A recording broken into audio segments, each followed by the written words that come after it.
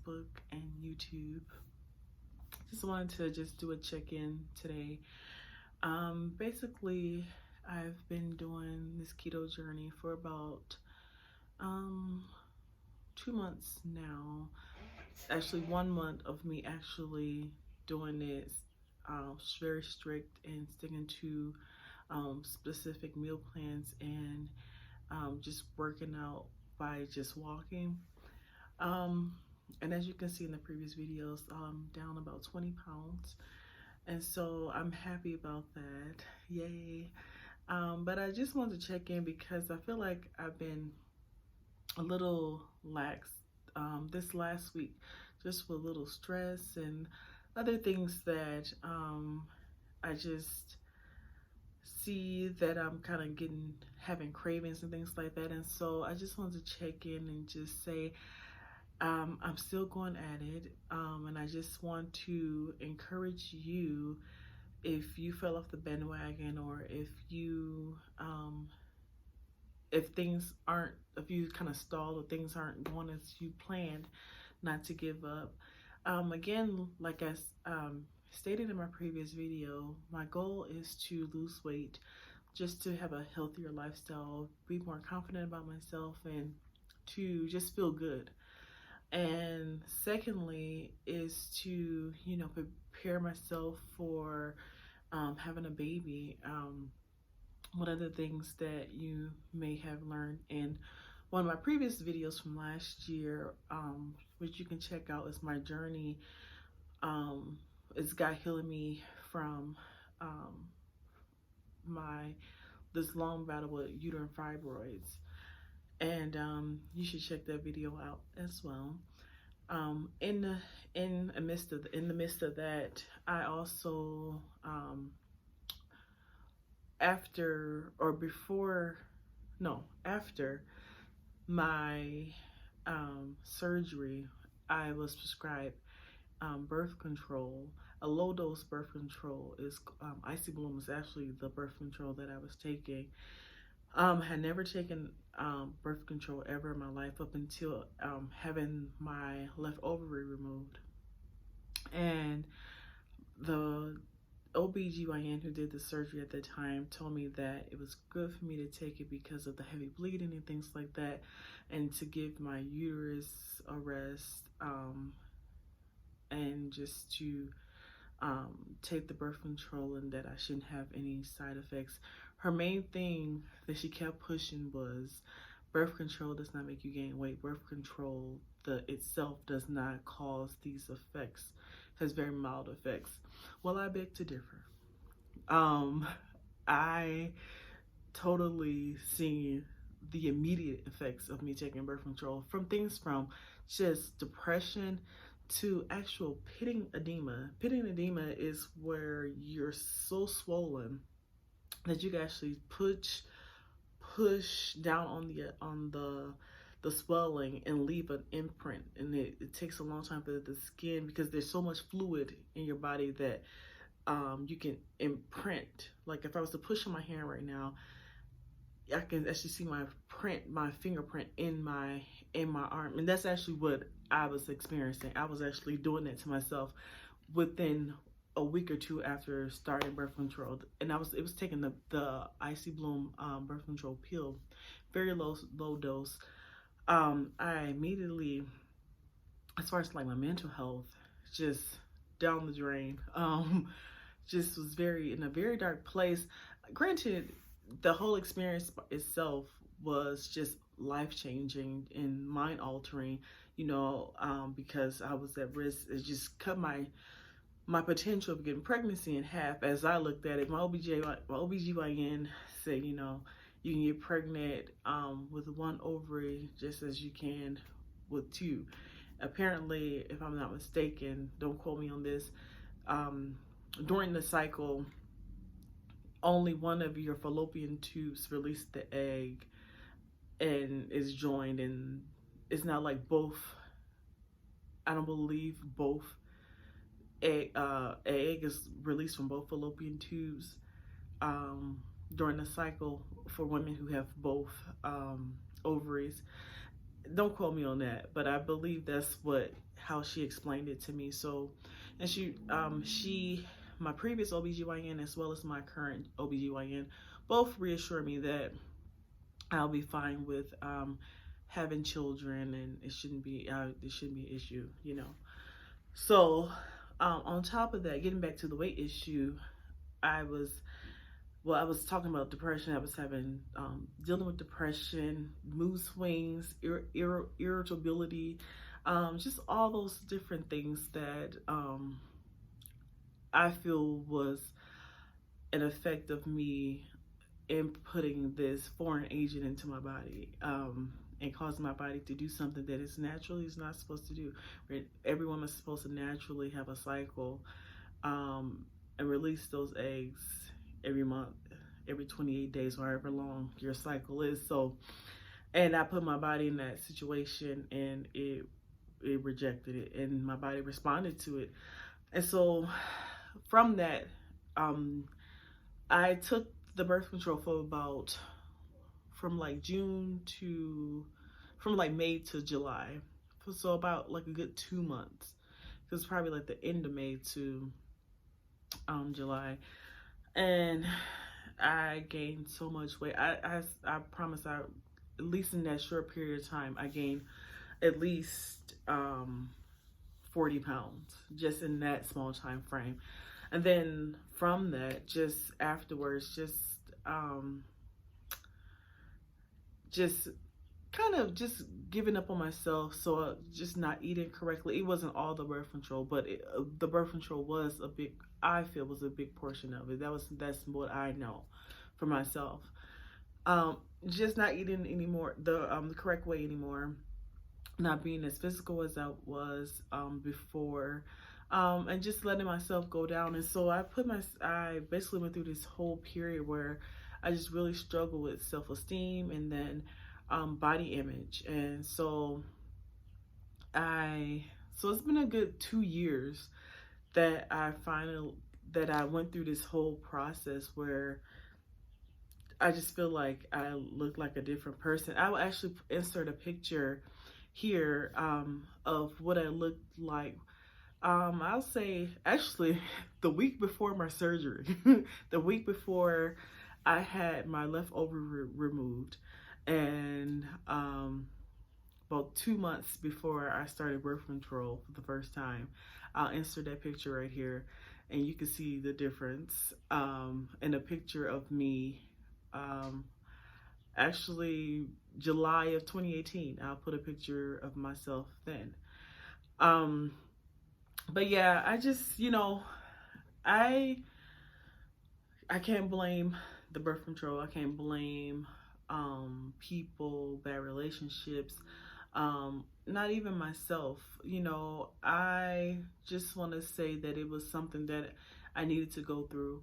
I went through, I've got through with different resources, just, acknowledging that there was a problem, acknowledging that, birth control isn't for me. It's not for me. My body is not made for it. Just how my body structure, I feel, has changed. Like, I've always been one of those muscular women, and just my muscle tone decreased. Like, I don't care what the doctors say. I don't care what the birth control companies say. No, it affects your body. It affects women's bodies. I mean, they say it's always just hormones. No. Well, if it is just hormones, and if that's what it proven that it is, I don't know. I just the artificial hormones or whatever it is, it causes issues. Well, it caused issues for me. So, like I said, I'm not gonna just blame this, and that. It was just a whole plethora of things that had taken place that I just really just had given up on myself physically, mentally, emotionally, and spiritually. Just as you see in most all of my videos, that my faith is very important to me. And even in that point, those times when the weight gain was increasing, the self-esteem was decreasing, my relationship with God was I wasn't in a good place. Almost like, Adam and Eve in the garden, hiding from God, from things that we feel are just huge, things that we can't be forgiven for, things like that. I feel like I was in a place like that where I was hiding from God. And in my hiding, I was turning to food and television and just um, being subdued by my depressing thoughts and things like that. And so it's just, when I looked up, it was months later, and it was had basically overtaken my life. And so, um, yeah, 2019, 2020 was, more so 2020 has been, for most people, saying like, oh, 2020 has been the worst year, you know, cancel 2020, all those things that people say. But I must say, 2020 has been a year where I've been able to see clearly, as most people probably should be seeing now. A lot of things that I will put off on um, family or just circumstances, or things that I would let get me down, with 2020 already having its challenges, I seem to have gotten stronger and pushed through, and asked God to just show me a better way of doing things, asking God to help me love myself, which is a big issue that I've always had. And that was a big part of me writing my children's book. I'm also author of a children's book called Paid and I'm Here for You. You can buy it on Amazon on paperback or on Kindle version. And in this book, the little girl who is basically expressing thoughts about herself, about what her friends like her, and about the way she looked and things that she felt inside, just insecurities that we as children have, and basically was just showing myself, just expressing myself as this 5-year-old girl, and things that I did feel at that age that I did carry into adulthood, that didn't go away because I got older, you know. So I just grew up, with these same insecurities, and so just through therapy and counseling and just seeking God and my faith, and standing on His word, I've chosen and make every effort every day to love myself and to continue to press on. And part of me loving myself was to give myself a better chance, and by living a healthier life, by doing things that I know, or eating things and living a way that I know that is pleasing unto Him, and that is, just the right things to do. And part of that was eliminating sugar and carbohydrates. Lessening the sugar was definitely a big thing because diabetes runs on both sides of my family. And so I know that that's something that I, for the rest of my life, will more than likely stay away from, limit, or use substitutes, if those are options. But I really don't have a thing with sweets or sugar and things like that. But sugar is in everything. Some savory things that you don't even think sugar is in, it is there. So just being conscious of the things that I put into my body this year. And part of that, like I said, is, open up my eyes, and just seeing what life is really about, just seeing how important and fragile life really is, with COVID-19 going around and things like that. And so I just made some decisions for myself. In addition to that, I got married last year. So my husband, who's a fitness buff, he also is a track star, come from, an athletic background. So he's used to living a certain type of lifestyle, very strict regimen on food and exercise. And so I have him who, has this expectation for a household. So granted, that actually, pushed me to even be better and to have some insight on how to do things more appropriately, and to have some support. So, um, all in all, like I said, I'm 20 pounds down, and so I'm still going to have a lot more to shed. But I just, like I said, I just wanted to talk about just this week that I kind of stalled, and I'm aware of it. And that's the thing that I think most people, when they're like doing diets or lifestyle changes, um, we can get stuck in times like this. And so I'm basically putting myself on blast. So I have some accountability and I want to do it and I know I'm going to do it. I don't know. I don't know what this week just, I don't know. It's just one of those weeks, I should say. But I will be back on track. I am back on track. Um, but I definitely don't want to mess up any of the progress that I've made. So I just want to check in and just encourage you if you are doing keto or carnivore or any other lifestyle or diet plan that to help you meet your goals, not to give up, to stay encouraged. As I encourage you, I'm encouraging myself. And just basically to keep going and let's do this together. Like I said, my goals at the end of this journey is to be a much healthier woman, especially being a black woman. There's just some um, things that we are just predisposed to, um, and other things that I can um, help and avoid.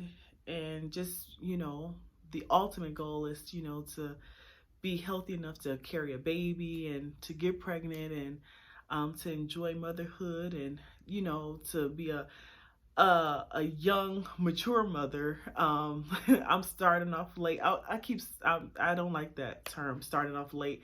I'm starting off right on time. I'm in a career. Traveled. I've done a lot, and I still have more to do. God willing. But I just trying to be um an effective and more educated family planner, I should say. And so I'm taking tips from my OBGYN and things that I've been reading and my health, my body as the host of this being should be in a good place before bringing life. So that's my goal and that's what I'm going to do. And so please join me on this journey. Stay with me.